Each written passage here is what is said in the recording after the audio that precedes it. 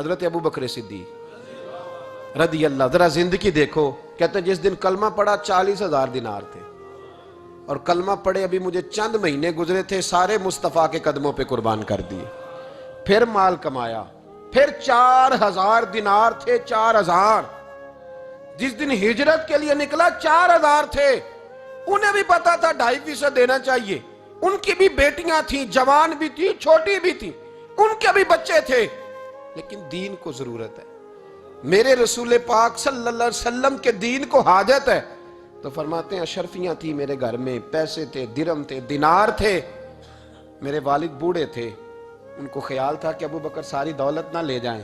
تو حضرت اسماء بنت ابی بکر سے جناب ابو بکر صدیق نے کہا کہ اس طرح کرنا، ایک گڑا چھوٹا سا تھا، گڑا ٹویا، اس میں پیسے ہوتے تھے. فرمایا اس میں روڑے رکھ دینا، اوپر ٹاٹ ڈال دینا. والد نابینا ہے، اگر پوچھے نا پیسے تو ان کا وہاں ہاتھ لگا دینا، انہیں پتا چلے ابو بکر سارا مال لے کے نہیں گیا. فرماتے میں ہجرت پہ جانے لگا تو 4,000 سارے ہی لے گیا. سارا مال ہی یار 2.5% کے لیے رٹا پڑا ہوا ہے. 2.5% کے لیے لوگ بحث کر رہے ہیں، 2.5% کے لیے لوگ دلائل چاہیے. کئی مفتیان کرام سے پوچھیں گے، پھر پروگرام بنائیں گے دینا ہے کہ نہیں دینا. اور جس دن تبوک کے لیے میرے مصطفیٰ کریم نے اعلان کیا، جناب صدیق اکبر فرماتے ہیں شے کوئی نہیں تھی، غربت کے دن تھے، کمزوریاں تھیں، مال اس دن کاروباری حالات کم تھے. یہاں لوگوں کا کاروبار جب ڈاؤن ہوتا ہے تو سب سے پہلے مسجد کا 200 بند کرتے ہیں، سب سے پہلے مدرسے کا بند کرتے ہیں، سب سے پہلے خواہش کرتے ہیں کہ وہ جو غریب کو جاتا ہے نا اس کو بند کرو، یہ زیادہ نقصان دے رہا ہے. حضرت ابو بکر صدیق رضی اللہ تعالیٰ عنہ فرماتے ہیں حالات خراب تھے، جیب دیکھی تو اتنے پیسے ہی نہیں تھے کہ مصطفیٰ کریم کو پیش کر سکوں. تو پھر کیا کیا؟ امام جلال الدین سیوطی کہتے ہیں ابو بکر صدیق نے نا گھر کے اندر کپڑا بچھایا، اور پھر صدیق اکبر نے کیا کیا کہ توا بھی رکھا، برتن بھی رکھے، اس پہ چولہا بھی رکھا. ابو بکر صدیق نے اس کے اوپر گھر والوں سے کہا کہ ایک ایک جوڑا پہن لو، ادھر دیکھو میری طرف، ایک ایک جوڑا پہن لو، اور باقی نا سارے جوڑے بھی یہاں رکھو. اور پھر جب لوگ بچوں نے دیکھا نا کہ ابا تو کپڑے بھی رکھوا رہا ہے، کیا بنے گا؟ فرمایا تمہیں تو ایک ایک جوڑے کی اجازت دے رہا ہوں نا، ذرا میری طرف دیکھو. خود اندر گئے تو ٹاٹ کا لباس پہن کے کپڑے بھی اتار کے رکھ دیے، کپڑے بھی اتار کے زمین اسی میں رکھے، سارا کچھ باندھا. لباس ٹاٹ کا تن تندور تے ہڈاں دا بالن تے اسی ہاواں نال تپایا، کپ کپ مکیاں پیڑے کیتے، اتوں عشق پلے تھل لایا، تن دا سالن من دی ہانڈی لون صبر دا پایا. غلام فریدہ وے میں ساری تیری، تینوں وجہ یقین نہیں آیا. ہر چیز لپیٹ کے نا تو نبی کریم کی بارگاہ میں لے گئے، ہر چیز. میرے محبوب کا بھی انداز دیکھو، فرمایا ماں اب کہتا لے اہلے کا، گھر بھی کچھ چھوڑ کے آئے ہو. دیکھیں ادھر دیکھیں، جب کوئی لاتا تھا تو حضور فرماتے تھے کیا لے کے آئے ہو، یہ کیا ہے؟ یہ پوچھا جاتا ہے کہ یہ پوچھا جاتا ہے گھر کیا ہے؟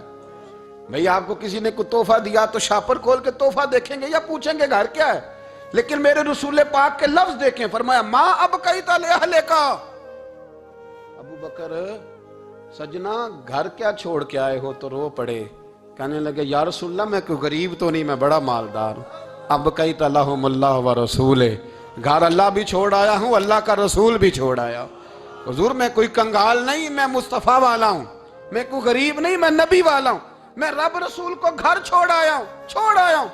میرے مصطفیٰ کریم علیہ السلام فرمانے لگے تیرے پیچھے جبریل امین کھڑے، اور انہوں نے ٹاٹ کا لباس پہنا ہوا ہے، اور تیرے آنے سے پہلے وہ آ گئے تھے. تو میں نے پوچھا جبریل یہ بوریے کا لباس؟ عرض کی یا رسول اللہ ابو بکر نے پہنا ہے تو رب کو اتنا پسند آیا سارے فرشتوں کو پہنا دیا ہے، سارے فرشتوں کو پہنا دیا، سارے فرشتوں. ذرا یہ لذت تو لیں بات کی. جب 2.5% پہ جھگڑا ہوتا ہے نا تو پھر نماز میں مزہ نہیں آتا. جب تو 2.5% پہ بھی اڑا رہتا ہے نا، پھر درود و سلام پڑھتے پڑھتے طبیعت معاذ اللہ پریشان ہوتی ہے. جب الجھے ہوئے پھر مسائل اور ہیں. پھر میرے محبوب کریم بولے میں ابو بکر رب کریم نے ایک پیغام بھی بھیجا ہے. یا رسول اللہ وہ کیا؟ فرمایا رب فرماتا ہے کہ ابو بکر سے پوچھ کے بتائیں کہ اس حال میں وہ رب سے راضی ہے کہ ناراض ہے. یہاں اقبال بولے، کہنے لگے خودی کو کر بلند اتنا، خودی کو کر، یہ وہ درجہ ہے، یہ وہ مقام ہے، خودی کو کر بلند اتنا کہ ہر تقدیر سے پہلے پھر خدا بندے سے خود پوچھے. بتا تیری رضا کیا ہے؟ فرمایا رب پوچھتا ہے آپ راضی ہیں کہ ناراض ہیں؟ تو پھر ابو بکر صدیق بھی کھول کے روئے، کہا یا رسول اللہ میں کل بھی اپنے رب سے بڑا ہی راضی تھا، میں آج بھی اپنے رب سے بڑا ہی راضی ہوں۔ یہاں لوگ لے کے بھی نہیں راضی ہوتے، ابو بکر سارا کچھ دے کے بڑے ہی راضی ہیں، سارا کچھ دے کے۔ شریعت کا قاعدہ ہے کہ سارا مال آپ اللہ کے رستے میں نہیں دے سکتے، قانون شریعت ہے۔ حضرت ابی بن کعب نے کہا تھا یا رسول اللہ سارا دینا ہے، فرمایا نام بھائی چوتھا حصہ دے، 3 حصے بچوں کو دے۔ حضرت ابو لبابہ نے کہا تھا میں اس پر دلائل دے سکتا ہوں، احادیث موجود ہیں، حضور سارا مال دینا ہے، فرمایا نام بھائی چوتھا حصہ دے، 3 حصے بچوں کو دے۔ حضرت سعد بن ابی وقاص نے کہا تھا یا رسول اللہ صلی اللہ علیہ وسلم میری ایک ہی بیٹی ہے، سارا اللہ کے رستے میں دیتا ہوں، فرمایا نہ 3 حصے بیٹی کو، چوتھا حصہ دے، تیرے بچے لوگوں کے ہاتھ دیکھے میں گوارا نہیں کرتا۔ ان سے کہا کہ چوتھا حصہ دو تب قبول کروں گا۔ ابو بکر صدیق سے فرمایا تو سارے لے آ، تیرا سارا ہی قبول ہے، تو سارے لے آ تیرا۔ اور ایک لفظ حدیث میں ایسا ہے آپ یقین کریں، غلام ہوں کسی فقیر کا، تو جب میں اس کو پڑھتا ہوں نا تو آپے سے بات باہر نکل جاتی ہے۔ حضور کا ایک فرمان ہے، جب اس پر توجہ آتی ہے نا تو مطلب یہ کہ لفظ جو ہے نا وہ ٹوٹ جاتے ہیں، بکھر جاتے ہیں، اور دل کہتا ہے کہ نہیں یہ جو ہے نا یہ معراج ہے، یہ اصل ہے، یہ حقیقت ہے۔ وہ ترمذی کے لفظ ہے، پر آپ یقین کریں کہ لگتا یہ ہے کہ دنیا محبت ساری سمٹ گئی اس میں۔ نبی کریم علیہ السلام فرمانے لگے مجھے کسی کے مال نے اتنا نفع ہی نہیں دیا جتنا ابو بکر صدیق کے مال نے دیا۔ اور پھر اگلے لفظ ایسے ہیں کہ روح وجد کرتی ہے۔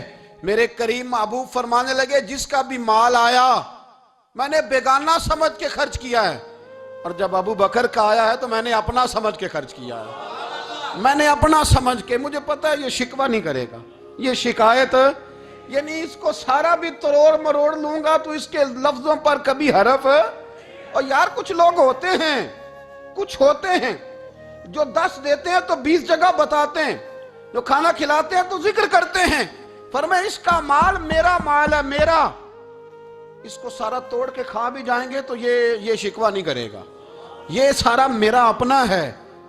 حضرت ابو بکر صدیق فوراً بول پڑے، عرض کی حضور جب میں آپ کا ہوں تو مال بھی تو آپ کا ہی ہے نا۔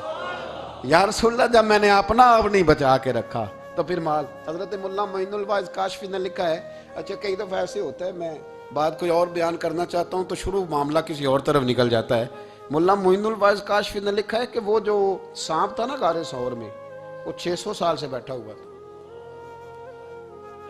حضرت عیسیٰ علیہ السلام ایک دن پڑھ رہے تھے انجیل، تو آپ نے نبی پاک کا تذکرہ پڑھا، اس سانپ نے سن لیا، تو حضرت عیسیٰ سے کہنے لگا حضور یہ بتائیں کہ وہ نبی پاک ملیں گے کہاں؟ تو حضرت عیسیٰ فرمانے لگے کہ مکے میں آئیں گے اور مدینے میں رہیں گے۔ تو کہا ملاقات کیسے ہو سکتی ہے؟ فرمایا چلا جا مکے۔ تو وہ سانپ 600 سال غار ثور میں، اور اس نے 70 جگہ پہ سوراخ کیے۔ کتنے سال بیٹھا رہا؟ بول کے بتائیے۔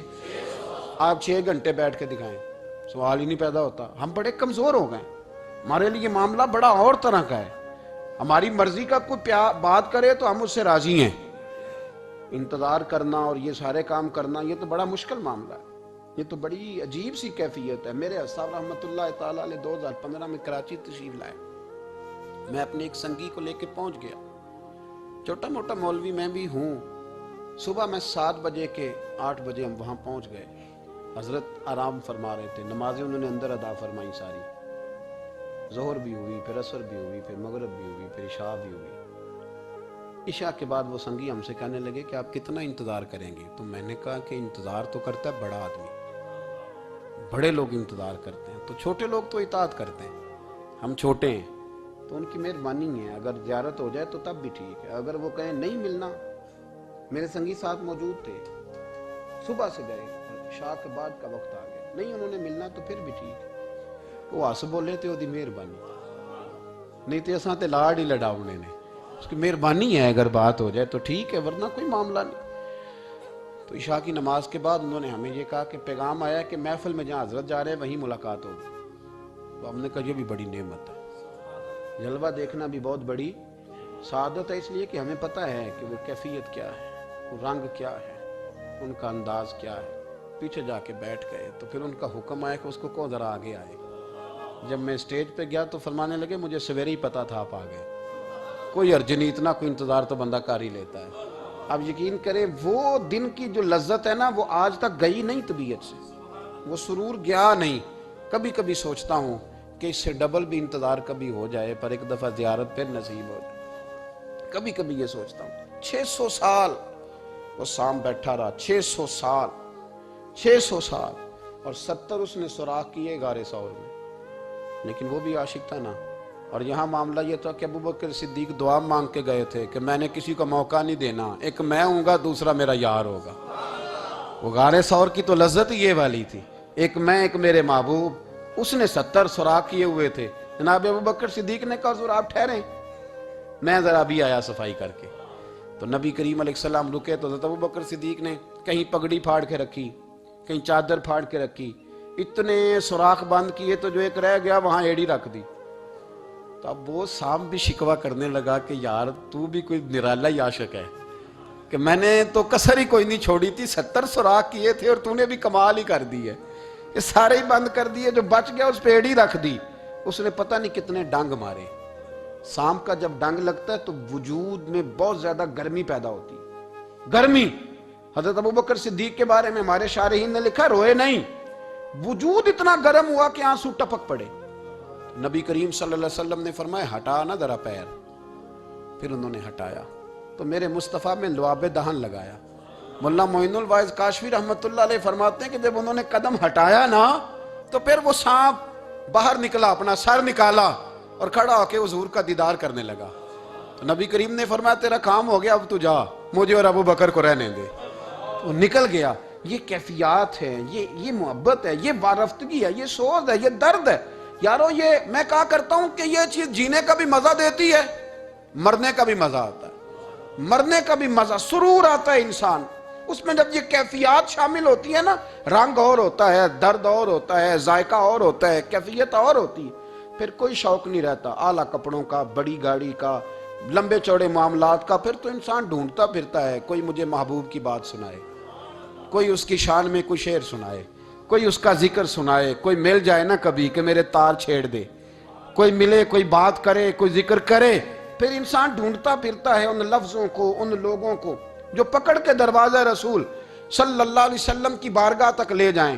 بڑا پیار کیا میرے قریب محبوب۔ حضرت علی المرتضیٰ شیر خدا فرماتے میٹنگ بیٹھی تھی بدر والے دن، ہم بات کر رہے تھے خطرہ کہاں ہے، دلیر لوگوں کی ڈیوٹی کہاں لگائی جائے۔ شیر خدا بھی چاہ رہے تھے کہ میں وہاں ڈیوٹی دوں گا، تو کہتے ہیں سمجھ آئی کہ سب سے زیادہ خطرہ نبی کریم علیہ السلام کے عریش مبارک کا ہوگا، حضور کے خیمے کو، چھپر مبارک کو۔ قریش مکہ سب سے زیادہ حملے وہاں کریں گے جہاں حضور ٹھہرے ہوں گے۔ طے ہو رہا تھا کس کی ڈیوٹی لگائیں، کس کو وہاں ذمہ داری سونپیں۔ کہتے ہیں ہم بات کر رہے تھے اور میں تیار تھا وہاں جانے کو، اچانک ابو بکر صدیق آ گئے۔ کیا باتیں ہو رہی ہیں؟ تو ہم نے کہا جناب ہم پروگرام بنا رہے ہیں کہ وہاں ڈیوٹی کس نے کرنی ہے۔ تو فرمانے لگے یہ کرنے والی بات ہی کوئی نہیں، میں نے تو عرض کر بھی دیا ہے نبی پاک کی بارگاہ میں کہ یا رسول اللہ یہاں ڈیوٹی میں ہی کروں گا۔